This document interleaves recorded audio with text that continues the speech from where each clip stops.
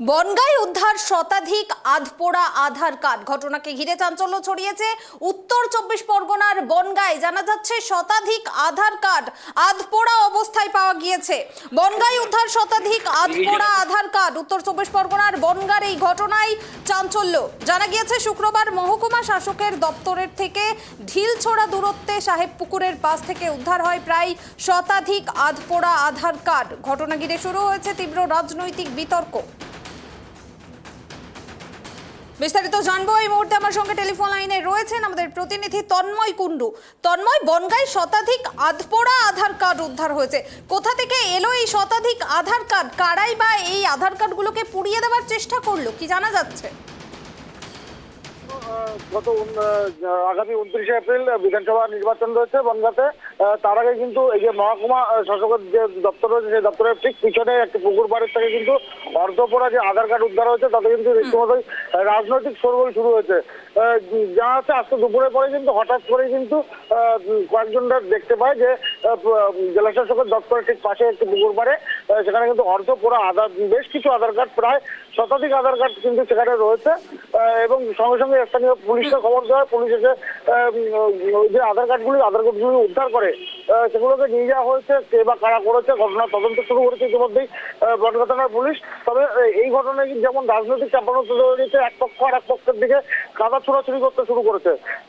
এক পক্ষ থেকে যেমন তৃণমূলের পক্ষ থেকে বলা হচ্ছে সামনে ভোটে বিজেপির তরফ থেকে বেশ কিছু হিন্দু ভোট বাদ গেছে, সেই কারণে কিন্তু তারা কিন্তু এই আধার কার্ডগুলো তৈরি করে তারা কিন্তু নাম তোলার চেষ্টা করেছিল।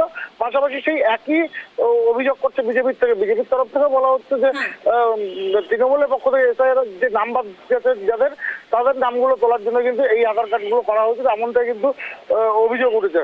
তবে এখন দেখার যে পুলিশ এই যে আধার কার্ডের ঘটনার যে তদন্ত কতদূর এগিয়ে নিয়ে যেতে পারে সেটা কিন্তু এখন দেখার। তন্ময়, এই আধার কার্ডগুলো আসল নাকি জাল এই বিষয়ে এখনো পর্যন্ত কিছু জানা গিয়েছে? তার পাশাপাশি আধার কার্ডগুলো কোথা থেকে এসে এখানে ফেলা হলো সেই বিষয়ে কোনো রকম সূত্র মিলেছে? দেখো, বনগাঁ থানা পুলিশের পক্ষ থেকে কিন্তু বিভিন্ন দিকে খতিয়ে দেখা হচ্ছে, কারণ জেলা শাসকের দপ্তরে একদম ঠিক পাশে, অর্থাৎ সিসিটিভি ক্যামেরায় কেউ ধরা পড়ে কিনা সব দিক থেকে কিন্তু খতিয়ে দেখার চেষ্টা করছে যে কে বা কারা এই আধার কার্ডগুলো এখানে ফেলে গেছে, কি উদ্দেশ্যেই বা ফেলে গেছে, এবং এই আধার কার্ডগুলোর সত্যতা কতটা রয়েছে, কতটা আসল বা কিছু, সেই দিকটা কিন্তু সম্পূর্ণটা খতিয়ে দেখছে। এখনো পুলিশের তরফ থেকে কোনো মন্তব্য এই বিষয়ে করা হয়নি। সাধারণ মানুষের মধ্যে কি ধরনের আতঙ্ক বা প্রতিক্রিয়া দেখা যাচ্ছে এই ঘটনায়? দেখো, সাধারণ মানুষ কিন্তু যথেষ্ট আতঙ্কিত রয়েছে, কারণ এই যে আধার কার্ডগুলো এগুলো কোথা থেকে আসলো, এগুলো কি তাদেরই কারো পরিচিতের আধার কার্ড কিনা? অনেকেই দেখা যাচ্ছে দীর্ঘদিন ধরে পোস্ট অফিসে খোঁজ নিয়েছে, তাদের আধার কার্ডের জন্য আধার কার্ডগুলো আসেনি, সেগুলোই কি ফেলে গেছে কিনা, সেগুলোই কি সঠিক টাইমে পৌঁছে দেওয়া হয়নি বলে সেগুলো কি আবার পুড়িয়ে ফেলে রাখা হয়েছে সেখানে, সেই নিয়েও কিন্তু সাধারণ মানুষের মধ্যে ধোঁয়াশা তৈরি হয়েছে। কারণ সাধারণ মানুষ কিন্তু অনেকেই আতঙ্কিত রয়েছে, কারণ তাদের নিকটবর্তী কারো হতে পারে বা কারো নাও হতে পারে, বা আধার কার্ডগুলো ভুল থাকতে পারে, বা খারাপ এগুলো নির্ভুল যেগুলো আধার কার্ড সেগুলো হতে পারে। তবে কি আছে এখন সাধারণ মানুষ কিন্তু এই বিষয়টি নিয়ে সংশয়ের মধ্যে রয়েছে। বেশ ধন্যবাদ তন্ময়। অর্থাৎ উত্তর 24 পরগনার বনগাঁয় সাহেবপুকুরের পাশ থেকে উদ্ধার হয়েছে প্রায় শতাধিক আধপোড়া আধার কার্ড। মহকুমা শাসকের দপ্তরের কাছে এই ঘটনা ঘিরে চাঞ্চল্য এলাকায়। ইতিমধ্যেই শুরু হয়েছে প্রশাসনিক তদন্ত। এই ঘটনাকে কেন্দ্র করে রাজনৈতিক তোড়জোড় তুঙ্গে আধার কার্ড ইস্যুতে তৃণমূল ও বিজেপির মধ্যে শুরু হয়েছে তীব্র দোষারোপ।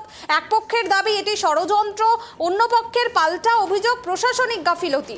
নির্বাচনের আগে এই ঘটনা নতুন করে রাজনৈতিক উত্তাপ বাড়িয়েছে বনগাঁয়। এখন দেখার তদন্তে কি উঠে আসে এবং কার দিকে অভিযোগের আঙুল।